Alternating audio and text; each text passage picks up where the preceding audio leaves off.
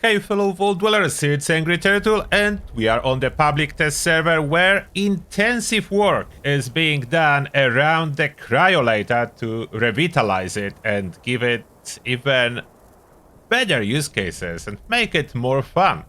And that's what I'm showcasing here. Keep in mind that's a public test server, therefore what you see about this weapon that I will show you, it's not final, it may change. But nevertheless, it's the direction we are going into with the changes. And I'm curious if you like it. I will show you this weapon in action, but as well, let's start from the workbench and what's changing, what's new for the Cryolator. I already crafted a band so I can showcase how it works on enemies, and I will not be using legendaries. Obviously, perfect legendary changes equation, and I will eventually do test on the perfect legendary, but that when changes will be final. For now, what's changing? Especially the barrel attachments. A lot new barrels. So standard barrel, like a standard Cryolator, but then blasted barrel. 4 projectiles, so that's a shotgun. You can have a cryo shotgun. Of course, range will suffer greatly. So cryo shotgun, 62 range. That's not very much at all, but damage is good and it will freeze very fast. It will use 3 ammo per shot. Also, I don't know why not 4. If it's 4 projectile, it would make sense to do 4, but that doesn't matter. Next one, circuit chiller barrel, and this one uses 2 ammo per shot. Much better fire rate than the shotgun, still short ranges. That's what you are used to, similar to standard barrel. It's still a flamer barrel, this circuit chiller. Then crystallizing barrel, that's about what we have on live too. It shoots snowballs with increased range compared to normal Cryolator. Then polar loba barrel, that's a very fun one, completely new. Look at the recoil value. I don't know how much those numbers mean. You will see in practice. Yeah, it's just funny. 2500 recoil. Then, range is really good on this one. So that's a really good range. Very low fire rate. 4 ammo per shot. Very high damage. And this damage is explosive. So those are giant polar explosion if you put polar lober barrel. AP cost surprisingly very low, so that will be like the most AP friendly. And circuit chiller is relatively low but high fire rate. But polar lober, you fire slowly and for very little action points. You will not run out of AP if you use this one in VATS. There is one downside to the exploding one, and you will see that. Recoil compensating and standard stock, that's the same as on live. We are getting swift or huge magazine option. Of course, we'll be going for huge as that's 100 extra capacity. So that's awesome. If you still want to go for swift, I mean, you know, you can, it's not illegal. You will save 1 AP cost, but yeah, huge is so much better. Glow sight or standard sight available. Glow sight is reducing AP cost. Then 2 different muzzles outside of standard. Hypothermic muzzle that adds cryo damage over time. That's like the first cryo dot, if I'm not mistaken, that we'll have. And cold surge muzzle, which will improve slightly damage per shot. But I think hypothermic overall is much cooler. So now, enough talking about mods. That's just on paper. Let's take it for a spin, so you'll see how they work.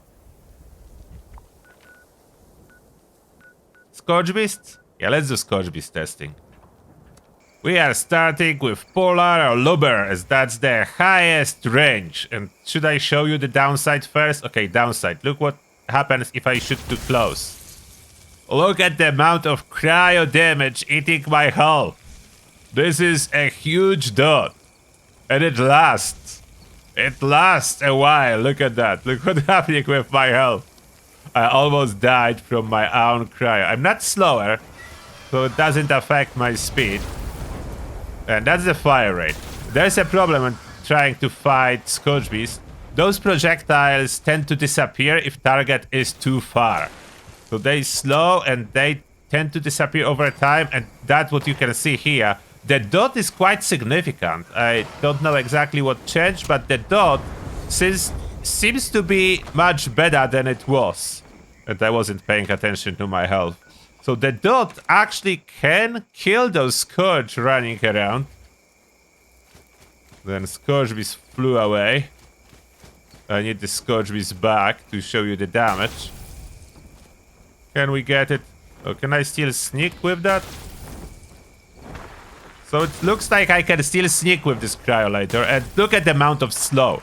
So the damage is maybe not the greatest as it fires so slowly, but look how fast this Scourge Beast got frozen. So that is absolutely brilliant. The amount of freeze that all this stuff applies, this is awesome. I'm not on the stealth build, so I cannot really lose them. Therefore, let's switch to other options.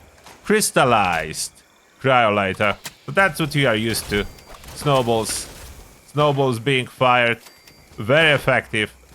Scourge Beast, look how long this freeze lasts. Still frozen. Hanging around there. So that's the crystallizing barrel. It's doing good damage. Keep in mind, non-legendary on all of that. I'm using non-legendary versions. Circuit Shield. So that's the Flamer mode. Not very high range, but really good damage. That if you want short range, really good damage, that melts them. And then blasted Cryolator, so that's the shotgun. Look at that. I think that's the most superior damage. Especially if you want to use VATS. That's the fire rate, so it doesn't fire super fast. And if I try to shoot target that's outside of range, okay, let's go against Scourge Beast. So there is damage penalty. It's still a hit even with 0 VATS hit chance when you have critical.